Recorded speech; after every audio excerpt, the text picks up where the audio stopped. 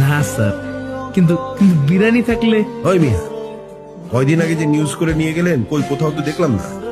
আমরা শুধু বিরিয়ানিতে মশলা খাই স্যার, ভিউজের জন্য সেটা নিউজে দিই না। তাই যারা সত্য দেখতে চায় না কিংবা জানতে চায় না, তাদের পর্যন্ত আমাদের নিউজটা ঠিক পৌঁছায় না স্যার। মানে কি?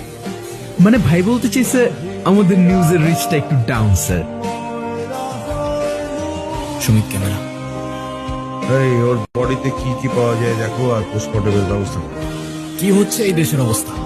যেখানে ক্রিমিনালসরাই সেফ না, সেখানে আপনার আমার মতো সাধারণ মানুষের নিরাপত্তা কোথায়? একটার পর একটা লাশ পাওয়া যাচ্ছে, আমরা জানতে চাই পুলিশ আমাদের কি বলতে চায়। Sir, excuse me sir.